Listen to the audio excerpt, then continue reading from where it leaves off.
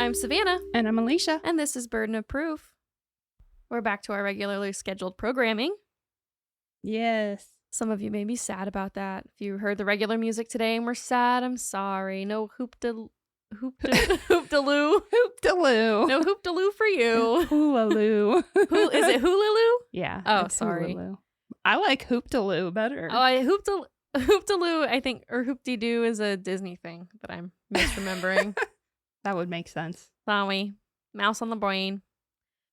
Yeah, I don't think we have any business to attend to today. I don't think so, but if you're new here, definitely check out last week's episode. Oh yeah, last week. Hoop-de-loo. Last week we celebrated our 100th case, and we're actually recording this. By the way, happy anniversary, my love. Oh yeah. Today is our 2-year anniversary on the day that we're recording this, which is September 1st. Yes. I meant to get you flowers, and then Aww. I didn't. That's okay. Neither did I. It was the thought that counts. Yes. So yeah, last week was a great time. Elysia told us all about the true crime stories behind the musical Chicago, which was 100 years ago. It was awesome. Yeah. And our listeners really loved it. So if you're new here and this is your first case, after this, you should go listen to that because it's listener approved. So yeah, it was fun. It was a good time. It was a good time. We got to dress up like old ladies. That was fun. Yeah. So today we have a case that I just wanted to do, which is always fun. Yeah. We are doing the Heavenly Creatures murder, or the Parker-Hulme murders. You may have heard of it. One murder. If you've ever heard of it. It's a very famous case out of New Zealand. I have not heard of it. Interesting. I don't think. Sometimes I think that I don't remember the names of things, and then you start talking, and halfway through I'm like, yeah. Oh wait, yeah, I have heard this. Right. Yeah. But you may have. To my knowledge, I have not. You may have. We'll talk about at the very end why I think you may have heard of it. Because there's a movie made in the 90s that you may have seen. It had Kate Winslet in it. It was one of her first roles. Oh, I don't know. Okay. Maybe. Okay. So our story focuses on 2 girls whose early lives were generally pretty disrupted, and we're going to start with Juliet. Okay. Juliet Hulme, which is spelled weird, but it is pronounced Hulme or Hulme. Hulme. Anyway, Juliet. Okay. Juliet was born in 1938, right around the start of World War II. And they lived in London at the time, and she's actually known to have developed some PTSD from the bombings and all of the different war issues that were happening right around London when she was really little. Well, who wouldn't? Right. Many people did. Yes. So she was born to Henry Hulme, who was a physicist, and he worked on some very serious government projects like the Manhattan Project, as well as many other top secret things. He was a very busy man. And when Juliet was a child, he was a professor most of the time. He was a very busy man. That's all I can think of is that little boy. I'm a very busy man. I'm a very busy man. You gotta trim the hedges. I knew when I said that out loud that Elysia was going to think about that clip. And I could see it on her face. She wasn't listening because she was thinking about the little busy man. Anyway, he was a professor for most of her childhood, and he was married to Hilda Hulme, who was rather fun to say. Hilda Hulme. Henry and Hilda Hulme. Henry and Hilda Hulme. Hulme. Say it with us. They can't. They don't know how to say it because we don't know how to say it. I must have listened to 6 or 7 people say this name, and I still can't say it. And it's all different, yeah. It's all different, and I still can't say it right. I'm not convinced it's not Hulme, because that's how it's spelled. Yeah. But what do I know? Anyway. Hilda was a bit of a strange mom, if you could call her that. She had 2 kids. She had Juliet, and then Juliet later had a younger brother named Jonathan. And she was kind of a children should not be seen or heard type of parent. She was pretty self-involved and egotistical. She really everybody around her felt that she thought she was better than them, especially because they were socialites and in society pretty regularly and pretty well off. So that continued on, and she didn't really want to be super hands-on with either of her children, but particularly Juliet. And we'll see that throughout her childhood and into her teen years, she was definitely not their favorite child. Yeah. Yeah. Not to get too psychological evaluation-y. Yeah, there's a lot of that in this case. But yeah, mothers who tend to be kind of narcissistic tend to not favor their daughters because they... Especially if their daughters are beautiful. Yeah, because Yeah. they view them as competition. Yeah. So I think that's kind of part of what was going on. And she really just wasn't very maternal to begin with either. So that didn't really help things. Another thing about her mom was that the community around her kind of always felt like she was on the hunt for an affair partner. Like she was kind of a promiscuous one. So just things to keep in mind. Unfortunately for Juliet, she also struggled with childhood illness. She had pneumonia and then later bronchitis, and both were very serious. She was on her deathbed both times. But her loving mother didn't dote on her when she was ill. She left her with nurses, and when she did recover, her family chose to send her to the Bahamas for her healing, thinking that the warmer weather could help her illness. And also, then they didn't have to deal with her. Yeah. She was away from her family for 13 months. How old was she at the time? It's very hush-hush. They don't talk about it. You can't even really determine exactly where they sent her. Some people say she was sent to the Bahamas. Some say Hawaii. Some say other Somewhere tropical. Right. And because Hilda didn't talk about it. She didn't want to be known as a bad mom. Well, of course. So you don't really know. Wow. But we do know that she was gone for 13 months because that is later said by Hilda that whenever they sent her away, it was for 13 months. Right. And they know that she was relatively young. Right. Okay. Yeah. Wow. And this wasn't the first time that she had been sent away either. This was just the longest stretch. So later, her father decided he was going to accept a job in New Zealand. He had some professional stuff going on in England. It's complicated. It doesn't matter. The whole family needed to move to Christchurch, New Zealand for him to accept this job as a professor there. Okay. So they sent Juliet ahead of time to live with family. So she was there months ahead of the rest of her family. Again, they just didn't really want to deal with her at the time. They kept Jonathan with them, but sent Juliet ahead. It doesn't really make any sense. No, it doesn't. Yeah.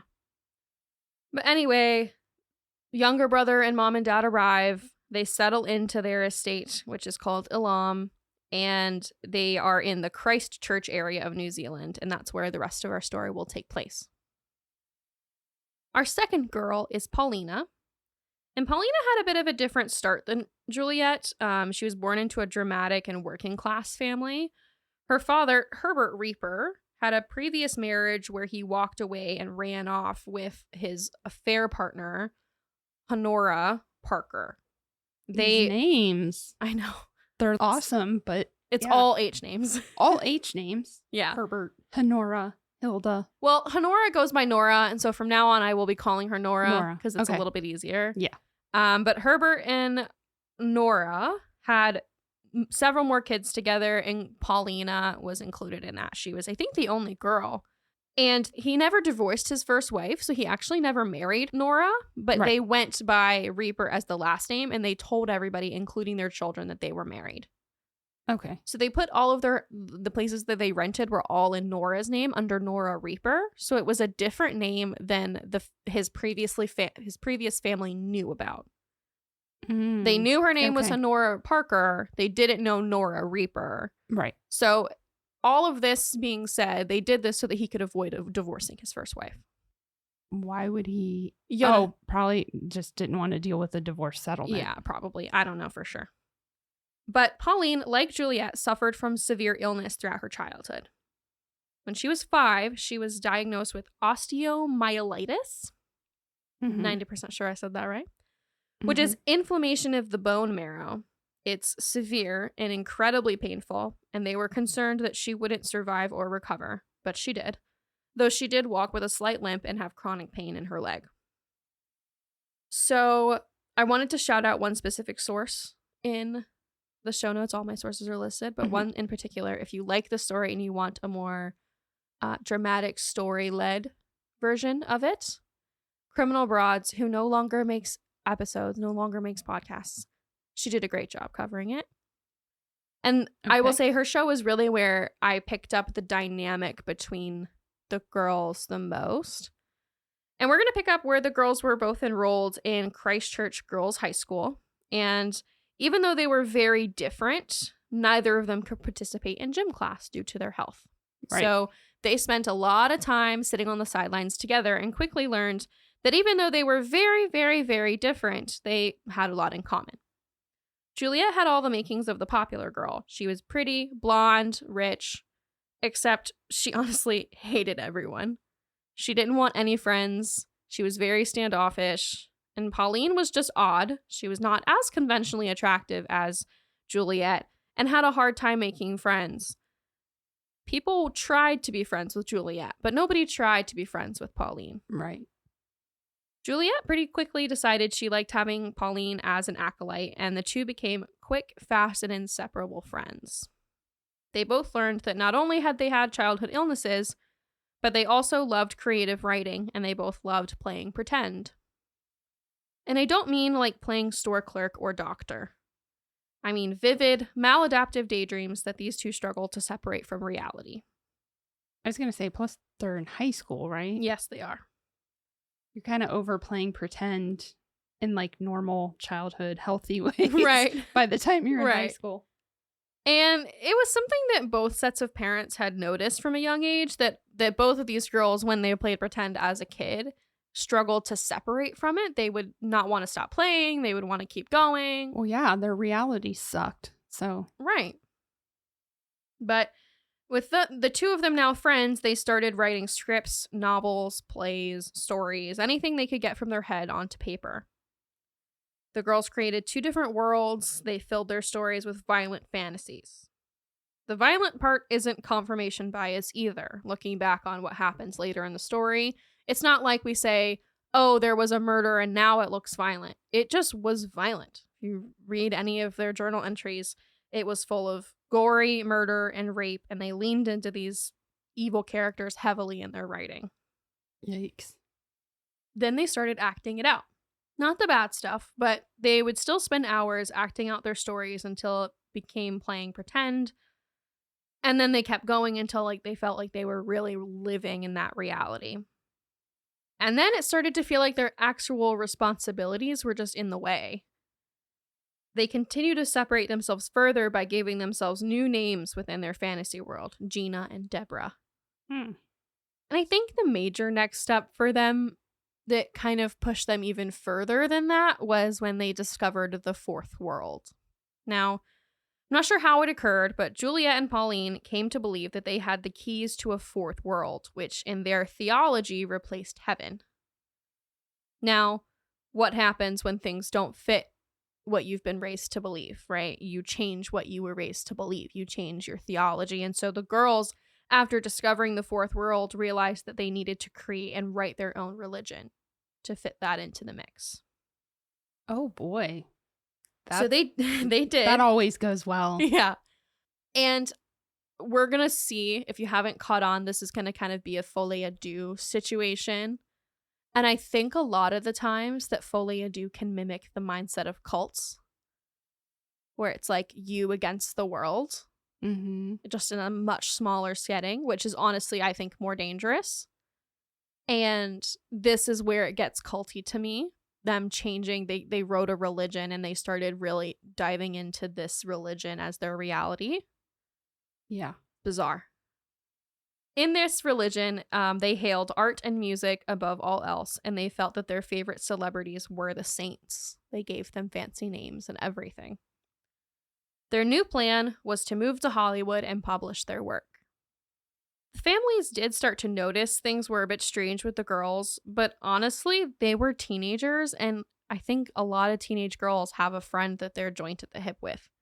I know that most of the time I was a teenager, I always had at least one friend that we were inseparable. Yes. And it was weird to some people, but that's just how I think young female friendships work. So I don't think it was weird that the families didn't notice things were odd right away. Yeah, true. What should have been concerning was how little sleep the girls were getting. Yeah. They would stay up all night acting out their fantasies or writing or talking about the saints. they were seriously sleeping like 2 hours a night. Which does wonders for your mental health. Right. And Hilda and Henry were like, yeah, they're weird, but at the same time, Pauline would come over to their house and talk about how she was miserable at home, that she was abused, and that she loved spending time at their estate. Because, of course, the Hume family, like I said, was living on a mansion. Their housing was subsidized by the university he was working at. And this estate had grounds, it had other buildings, it was huge. And I mean, that's like prime daydream territory there, you know? Yeah, and they had their own space Yep. because it's such a huge place. Nobody's interfering because they probably didn't pay much attention. They were Right. probably like, oh, They were busy. the girls are They're playing. over there doing their thing. Oh, they're dancing naked in the field? You know, they're weird. They're kids. Yeah. They just do that. And they also had the good snacks. They had And less they had- mouths to feed. yeah. They had more food to go around. You know, it makes sense. They had the garage fridge. They had the garage fridge with all the sodas. with all the drinks. Yeah, exactly. But it was Pauline's family who really noticed the girls had something unhealthy going on. Which actually makes sense to me, because while the girls consider themselves equally obsessed with each other in the moment, from an outsider's perspective, it really seemed that Juliet was obsessed with their stories and companionship, and Pauline was obsessed with their fantasies and Juliet. Juliet had the upper hand at this point in their relationship. She had the ego and the leadership and the looks that Pauline followed without question. And I think for a long time, this dynamic worked for them. But it makes sense to me that Pauline's family would be the one to see the problems, as it was their daughter who was at the bottom of the totem pole. Yes. And again, it wasn't like this was being done intentionally. The girls didn't see this from the inside. They just felt that they had found their platonic life partners, their twin flames, in each other. Unfortunately, due to her respiratory illnesses of her past, Juliet came down with a really horrible case of tuberculosis. She was hospitalized for somewhere between 112 and 120 days. And her very, very loving, doting parents, of course, stayed by her side. No, they didn't. No, they didn't. They shipped off. They went on a vacation and a work trip throughout Europe. Of course. Yeah. They left Juliet in the care of nurses at a sanatorium where she was staying. They, I think, wrote to her once or twice. I think Mom visited once right when she got settled in. And other than that, the only person who wrote or checked on Juliet was Pauline. Yeah. Pauline wrote to her daily and visited often. During her stay at the hospital, the two started writing letters to each other in character from their universes. So they were writing back and forth as different people. Yeah. Multiple different people, just whoever was up on the storyline, like Lance or Prince Charles of Volumia. They also did occasionally write letters as themselves, but mostly it was as the characters. When Juliet was released from the hospital, she was much better, but not 100%, and things were very tense at home. For one, she was very angry at her family for abandoning her while she was ill. Yeah. She was pissed. Yeah. And she told them so. Yeah. Yeah. What So- the hell? Seriously, right? Secondly, while she was in the hospital, Pauline had gotten a boyfriend. She was immediately threatened by this boy, and when that came to light, Pauline broke it off. She chose Juliet over her relationship because while Juliet was in the hospital, her parents had started taking in boarders in their home as a way for extra income. And one of these boarders was a cute younger guy. I mean, he was older than Pauline significantly, but he wasn't like, when I say younger, I mean he was younger than her parents. Right. Yeah. And after sneaking out to hang out with him several times, she finally convinced him to have sex with her for the first time. So Pauline did. yes, Okay. Pauline did. And he didn't like, it's not like, it wasn't like non-consensual, but it did take some convincing because of her age and the fact that he lived there. So, just to get this straight, she had a boyfriend, or is this the boyfriend? This is the boyfriend. This is the boyfriend. The boarder is the boyfriend. Okay. Sorry, I'm telling the story of how that came to be. Okay. Sorry. Should I No. redo it? Was it confusing? No. I thought you were saying that she had a boyfriend, broke up with the boyfriend, but then like part of the reason that she broke up with the boyfriend wasn't just for Juliet. It was No. that there was this cute older guy. No, it was know. just for Juliet. But he is the boyfriend. He is the boyfriend. And she's going to give him up even though he lives in the same mansion. No, they stopped. They stopped. And they don't live in the mansion. This is Pauline's family who just lives in a house, and they had boarders. Oh. In their house. Where do you put them if you live in like a normal size house? I think they had an upper story and they had kind of moved the family to the lower story. Wow. Yeah. Okay. I got it straight now. Okay.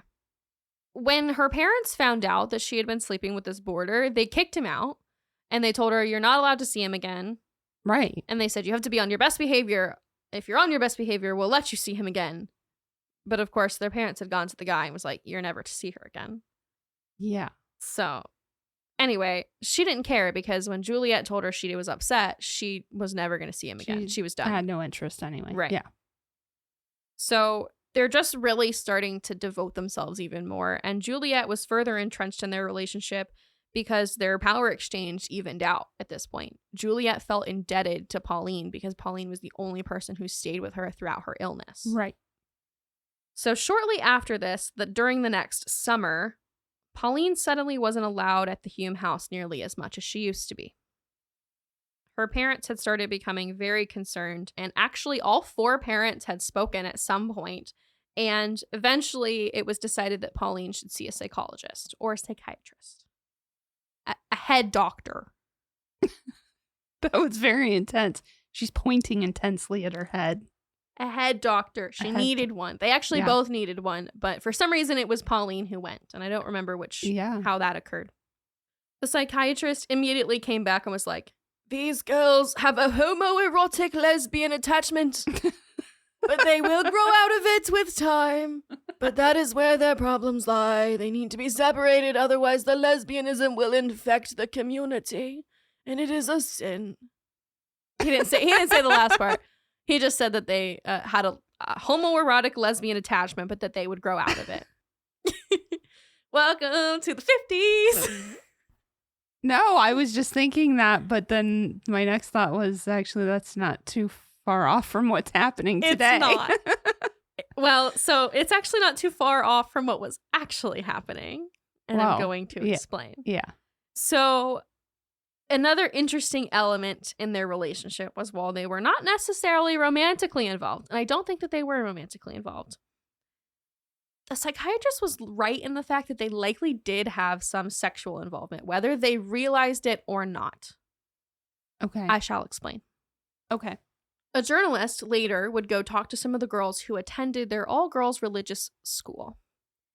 And several of the other students at the school, unrelated to Pauline and Juliet, would say, basically, I'm paraphrasing, but they would say, it's normal and it was okay with the students for each girl to have like a companion.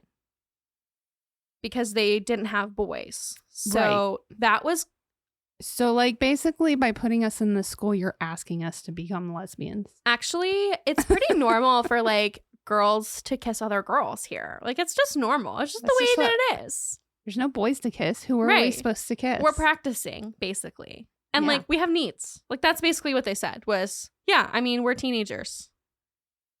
And that's what they said. And that came from several different unrelated students. It wasn't like a group of students sitting around like saying that with a reporter. They it was common. Yeah. Now, again, they deny anything romantic, but I do actually think that they did have sexual contact because they do admit in their diaries to bathing together and spending hours acting out their sexual fantasies with celebrities / saints, which is part of the reason why they never slept. Gotcha. So while they weren't intending on having sex with each other, they pretty much were. Well, just as the celebrities. Yeah. So they did have an extra element of this dynamic happening. Right. Sorry if this is weird. I mean, the weird part is the whole... Right. Imagining that they're celebrities. I'm not saying that it's weird that they were girls. Yeah. Let's just clarify. Yeah. If you're new here. If you do find the sex among girls weird, well, I'm sorry. This may not be the show for you. This may not be the show for you because we are... Talk Valentina allies. If you haven't seen that Vine, I'm sorry, but it's a really good Vine. Anyway, My friend Valentina, she an ally. Talk, Valentina. Ally. Ally. After the diagnosis came back from the doctor, Juliet's family really solidified their plans for the girls to be separated for good, especially because it did suit her parents' needs at the time. You see, Hilda had begun having an affair, to nobody's surprise, and had moved into a flat on the property of the estate with her lover. What? Not to mention the fact that Henry also was having an affair. Like, they were both equally communicative in this marriage that they were, like, checked out. Okay. They wanted to separate. And Juliet's father would be moving the family back to England for this fresh start. He had accepted a job there. Oh, okay. Except for, of course, it wouldn't be normal if they took Juliet with them. Oh, my God. So they were going to send Juliet to South Africa because of her tuberculosis. They needed her someplace warm. And they wanted to send her to live with family in South Africa. These people have family everywhere? Yeah, they're rich people. That's true. Okay. So this was, of course, very upsetting to Juliet. And Pauline was like, no, it's fine, because I'll just come with you. Like, that's obvious what's happening. I'm just going to come with you to South Africa. Of course. And nobody will question that. Right. No, everybody's going to be fine with it. Especially because somehow the girls got it in her head that Juliet's parents were, like, okay in paying for this. Okay. Yeah, I've seen a couple different sources say that somehow they had a talk with her father and her dad, like, indicated that it would be fine. But I think what really happened is the girls wanted him to indicate it would be fine and he didn't deny anything. Mm. But Nora would never allow Pauline to go off to South Africa. Like, ever. No. She loved her daughter and she had other children. And she's like, you're not moving to South Africa. Not with your homoerotic lesbian lover. It's not happening. So, to Pauline, Nora was the only obstacle. Everybody else seemed fine with it. Oh, no. And she wouldn't stand for that. So, she came up with a plan. According to the girls' diaries, which they wrote in obsessively, Pauline pitched the idea to Juliet that they kill Nora and that they could then be together. They would blackmail Juliet's parents and then use the money to run away to Hollywood where they would sell their stories. This wouldn't have worked out anyway because they didn't know it, but her dad was also having an affair. So there's no blackmail material. They know everything. Yeah. But they didn't know that at the time. And they just decided that this was their plan. They were going to kill their obstacle and then get some money and go. At first, Okay. Juliet wasn't like gung-ho, but she wasn't against the idea either. And the more thought that Pauline put into planning, the more she was like, yeah, okay. I think this is a good time to mention that Pauline was also suffering from a very severe eating disorder and was dropping weight rapidly, and her health was declining. She was not well in any sense of the word. Right. Juliet was also still on lots of medication for tuberculosis. Yeah. Pauline decided that they would get a brick from outside of Juliet's home, put it in a stocking, and hit Nora over the head with it while they were on a walk. They would tell everyone she fell, and no one would be any the wiser. And as simple as that plan sounds, it was pretty simple to execute. Pauline journaled about the quote-unquote happy event the morning of, saying that she felt, quote, night before Christmas-ish the night before. She was on her best behavior that morning when Pauline asked her mother to join her and Juliet on a walk in Victoria Park, to which she happily agreed. The two began walking on a trail sometime the morning of June 22nd, 1954, when they stopped at a tea stand or shop, had some drinks before they continued walking. As planned, Juliet walked ahead of the other two, deep into their trail, where she dropped a gem that she had taken off of a piece of jewelry. When Nora leaned down to pick it up, Pauline began bludgeoning her with half of the brick, which is inside of a stocking and has been knotted off. Wow. The only part of their plan that didn't go smoothly was the fact that it's hard to kill a person. Yeah. Much harder than the movies they had seen. Had they seen movies? When were movies? The 1920s! We talked about this on live! Yes. They had seen movies. I mean, since they know about Hollywood, oh, yeah, I'm guessing they knew about actors. Sorry. That was a little bit of a blonde moment, wasn't it? Any hoozle. It was much harder than they had seen in movies, and Nora didn't go down with one hit or without a fight. Took many, many hits, way more than the girls anticipated, and while Pauline took a majority of the swings, Juliet did take a few shots as well. The girls ran back to the kiosk and told the owners that Mommy had fallen and she was dead. They're, of course, covered in blood, and so the tea shop owners are like, get inside! Don't just stand there, you're scaring the people! Mom fell picking up a gemstone. She fell a lot. Over and over and over, and blood splattered all over us. You're laughing, but that's what they say. Wow. So I'm not laughing to try. I'm not trying to be insensitive. It's just it's such a ludicrous story. Right. That's and it's crazy. insane that they were so creative in their writing. But then, like, you'll see. But that's, I mean, isn't that how the teenage years work? You can be so right. creative, yet so unrealistic. Oh, absolutely. So anyway, the tea shop owners brought them inside and they called their parents. They called Juliet's father and said, so there was an accident with Pauline's mother. Like, I think you should come get the girls. And then they called the police. And now somehow, and again, I'm going to blame the 1950s on this. The girls just went home with Juliet's dad before the police got there. They just left. And they had a normal day. Like, they went home, they cleaned up. Hilda's lover, they started freaking out, I'm assuming. And Hilda's lover gave them some sleeping pills, some sedatives, and they went to sleep. Like, they had a normal afternoon and day.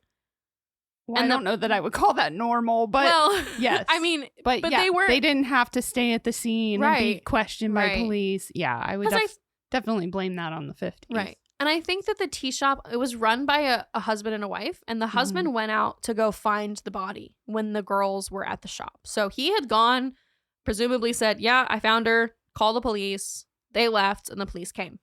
And the police, when they saw the body, immediately were like, no, this wasn't a fall. No, this was a murder. She had over 40 external injuries. Oh my God.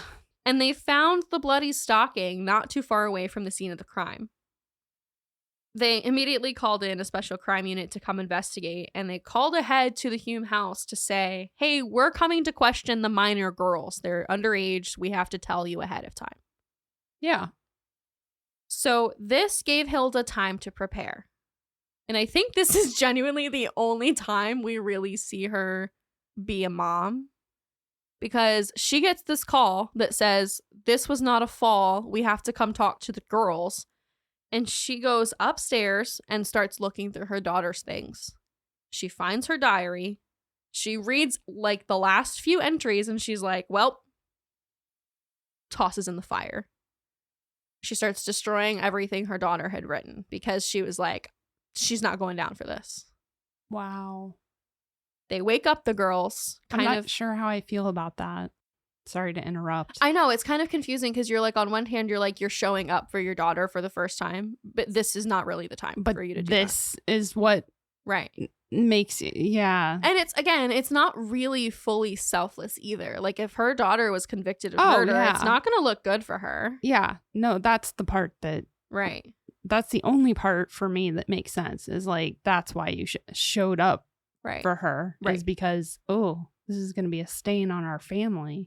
What an inconvenience. Ugh, that Juliet. Always an inconvenience. Oh my God. Okay. So they woke up the girls, kind of prepped them a little bit that the police were coming because they were very groggy from the sedatives, from the drugs. Sorry, officers. We drugged them. So the police started their questioning. And again, I'm going to paraphrase for the sake of time.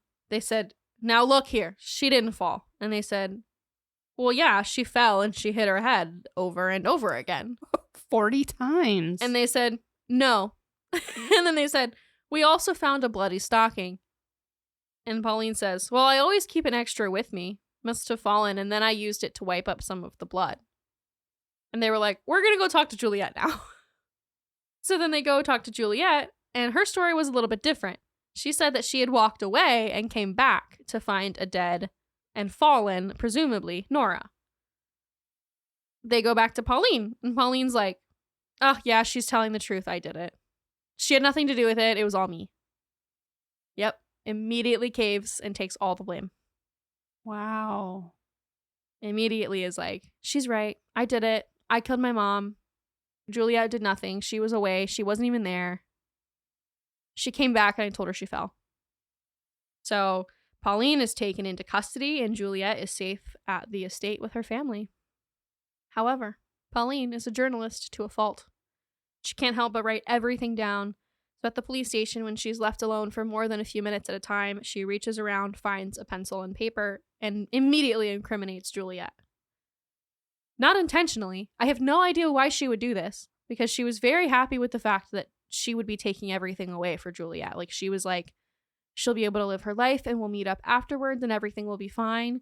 And she wrote that she was very excited that she had, quote, taken the blame for everything. But obviously, when the police come in and they see her writing things down, they immediately take it away and they read it and they're like, is this your confession? Are you confirming this is true? She's like, yes. And they're like, bring, bring, calling you again. We're coming to get her. And that's how they pulled Juliet in for the crime as well. I'm not sure what to say about that. Like, either Pauline is not very bright or she's a genius because she made it look to her friend like, no, I'm going to protect you. And then, again, the 1950s. I know. When Juliet was brought in, they were held in the same jail cell. So she got what she wanted. It was her and Juliet against the world. Another interesting thing that happened when Pauline was arrested was that they began digging into the family, of course, as they're looking into the murder. They dug a little deeper and found that her last name was actually not Reaper, and that her real legal last name, she was Pauline Parker, because her parents had never married. And this was really hard for her to comprehend. Like, she couldn't wrap her head around it. She was like, my parents are married. What are you saying? Like, she couldn't understand it. She didn't get it. It was hard. I mean, eventually she understood it, but it was just emotionally difficult for her to understand that she was Pauline Parker. But that's why the case is called the Parker-Hulme murder and not the Reaper-Hulme murder. Now, this case was a huge deal in New Zealand. 2 lesbian teens slaughtered her mom? The headlines really write themselves, honestly. Yeah. But they had a joint trial. And eventually, even though the girls kind of gave confessions, the defense team was going to argue that they were clearly not sane and had not been sane at the time of the crime. Right. Pauline's father didn't attend the trial, and honestly, he shouldn't have. I don't blame him. He had 3 other children to care for and a dead wife to grieve. Juliet's father completely skipped town, taking her brother Jonathan with him, and they moved back to England. Hilda sat daily in court with her lover by her side, who she would later marry. I think she liked the drama. Probably. Both girls were determined to be of a good mindset to stand trial, and so it began. Throughout the process, they stood by each other, only showing kindness and warmth to the other, and even said they would do it again to keep themselves together. They openly had no remorse for their crime. And at one point, Pauline even said something along the lines of, I think my mother knew what was coming and was fine with it. She was not a happy woman. What? Yep. She was okay with being bludgeoned to death. She was fine. She knew what we were doing. Like, she looked at me and, like, we knew. Like, she knew. Like, that's kind of what she was saying. Throughout the trial, the girls would look at each other and smile, even giggle sometimes. But most of the time, they were pretty aloof and cold and completely detached from their reality. I'm honestly positive that they knew they were going back to Delulu land once this was all over. Yeah. Their defense team had this insanity defense, obviously, but they also had a fascinating little tidbit called folie à deux, which translates to the madness of 2, which I'm sure we've talked about on the podcast before. But folie à deux is when 2 people who are closely associated share a mental delusion. It's more common in women. It's very rare, I should say. It's not a very normal situation, but it does happen a lot in true crime. We see it a lot because it's fascinating. It's more common in women, And it usually stems from one person having a stronger delusion and it is then pushed onto the second person. Right. And together it just devolves. It's kind of like a cult, as I've mentioned before. Mm-hmm.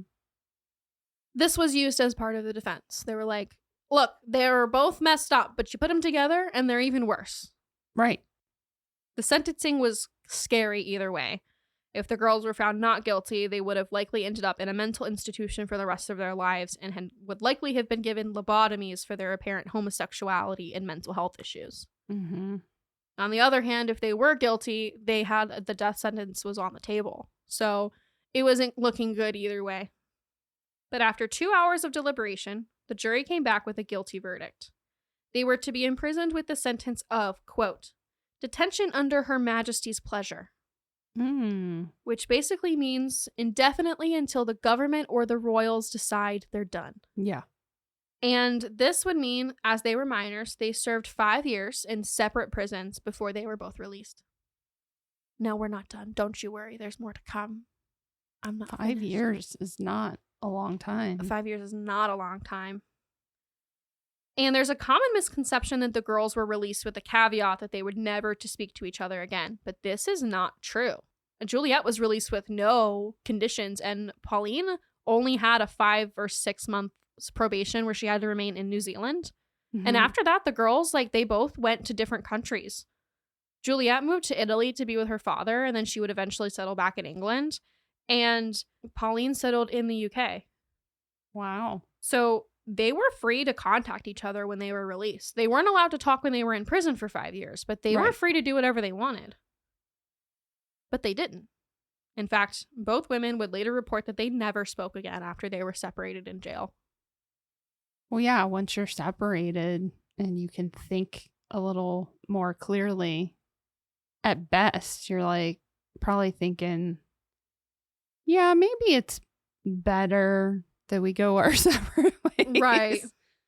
Maybe we shouldn't be the best of friends if we're going to do things like murder people. Yeah. But they moved on with their lives, and we're going to do life for both of them since the trial. Okay. Okay, or since their sentence. So Juliet became Anne Perry. She worked odd jobs until she became a flight attendant, which she used this job to move to America, to LA, where she continued her life. She, like I said, became Anne Perry, and I'll let you guess her career when she moved to LA. A waitress trying to be an actress. Nope. Under this new name, she became a wildly successful mystery and thriller novelist. Oh. She made enough money to buy herself a huge mansion with staff and went completely under the radar for decades, writing crime thriller novels. She had become a Mormon in her mid-20s and had used God to cope with what she had done, and still wrote violent murder novels and did really well. Wow. They're still really popular. And she wrote under the name Anne Perry. She wrote under the name Anne Perry. She wrote Victorian era historic mystery thriller novels. Wow. Yeah, so interesting. Pauline lived a much quieter life. She basically became a nun. She was a devout Roman Catholic and had actually tried to become a nun, but was unable for several different reasons. She became a teacher under the name Hilary Nathan. And when she retired from teaching, she taught horseback riding lessons and spent almost all of her spare time in prayer. She lived a reclusive life in the UK and never talked to journalists, unlike Anne Perry. Her sister spoke on her behalf, telling us what we do know about her. Wow. She also painted. So, in 1994, a movie by the then unknown Peter Jackson was released called Heavenly Creatures. It starred Melanie Lynskey and Kate Winslet, and it depicted the New Zealand crime in full. Apparently, it was awesome. I haven't watched it yet because I don't usually watch dramatized versions of things until after. Yeah. But apparently, it was really, really well done. The movie went on to win an Oscar, and Peter Jackson went on to direct the Lord of the Rings series. Yeah. The name sounds familiar, but I don't know that I actually saw it. I don't know. I'm going to watch it tonight. But now I'll watch it. Yeah. This was a big deal, and this, of course, led to journalists finding Anne and Hilary in their new lives. Anne would speak to reporters, telling them A, that they were never lesbians and that they never had a sexual relationship, and B, that she was incredibly remorseful, that she had gone along with the crime to please Pauline because her tuberculosis meds, she wasn't thinking clearly, and Pauline's eating disorder had really screwed them up, and they weren't in their right minds, and she feels horrible. Okay. Anne Perry, also known as Juliet, died April 10th, 2023 at 84. Wow. And Hilary Nathan is still alive at 86, and we have no idea where she is. Somewhere, presumably in the UK. Right. I'm going to leave you with the eeriest bit of the story. Hilary, aka Pauline, was discovered in 1994 or 1995 when the movie was released, right? Mm-hmm. Her sister is the one who came out and said she's basically a nun, she's a recluse, she lives by herself, she doesn't talk to anybody. But they did find where she was living, and she moved to protect her anonymity. Right. When she moved, people got to see inside her home. And I don't know why, but she never painted over a mural that she had painted in her house. In the mural, there were many, many, many images, including several of two girls, one blonde, one brunette. In one part of the painting, they're being depicted as two plants being chopped down by an axe. And in another of the pictures, the two are in flames, smiling at each other. These pictures are on our social media. It is incredibly eerie. And that, my friends, is the Heavenly Creatures story. Now, hold on. You started to say something about Jonathan earlier. Oh, yes. Yeah, so I mentioned that Anne Perry had staff at her house. She had 2 part-time secretaries helping her with her writing, and she had an assistant. And her assistant, part of the time, was her brother Jonathan. He worked for her for over 20 years. Wow. And he definitely said that she had an ego and that she was difficult sometimes. But he worked for her for over 20 years. Yeah. So I thought that was super interesting. Yeah. Especially since they were separated so much as kids. Exactly. Yeah. Wow. Mm-hmm. That's something. I don't know. Wow. I did not know that story.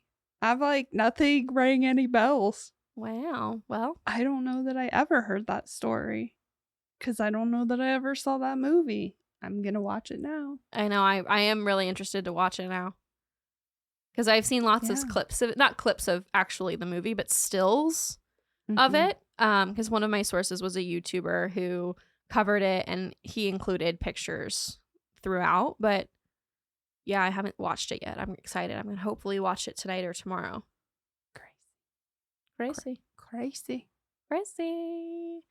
So if you made it all the way to the end of the episode and you want to be included in Sunday's shoutouts on our Instagram and Facebook, at the bottom of any of our social media posts for this episode, please leave us a notebook emoji and we will enter you in for Sunday's shoutouts.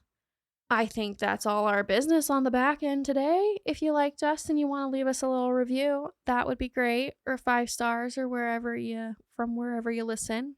Yeah. The best way to help indie podcasters. And if you really liked us and you want even more, we do have a Patreon. Elysia, what's on our Patreon page?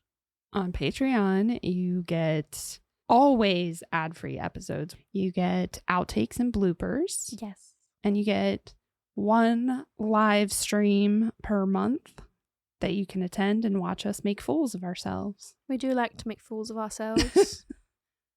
And is that it? That's it. Yeah, there's a specific Facebook group for our patrons. You can always direct message us there, but you can also message us on any social media platform. The other thing our patrons get is they get to choose 1 case a month. Oh, yes. There's a poll. They get to choose it. Those are always so fun. I knew I was forgetting something. It took me looking up at the board where we have all of our stuff to remember what it was. And if you ever have cases you want us to cover, DM us, comment, let us know. Yeah. We love to hear from you. We do. And with that, I think we will bid you adieu. I'm going to go take a nap. Yeah? You sleepy? I'm sleepy. Sleepy-eepy? Which can probably tell throughout this whole episode. But it was so good. Thank you for sharing. Yeah, thanks for listening. And until next time. Till next time. Bye. Bye. Thanks for listening, guys. Find us on Instagram and TikTok at burdenofproofpod and email us at burdenofproofpod@gmail.com.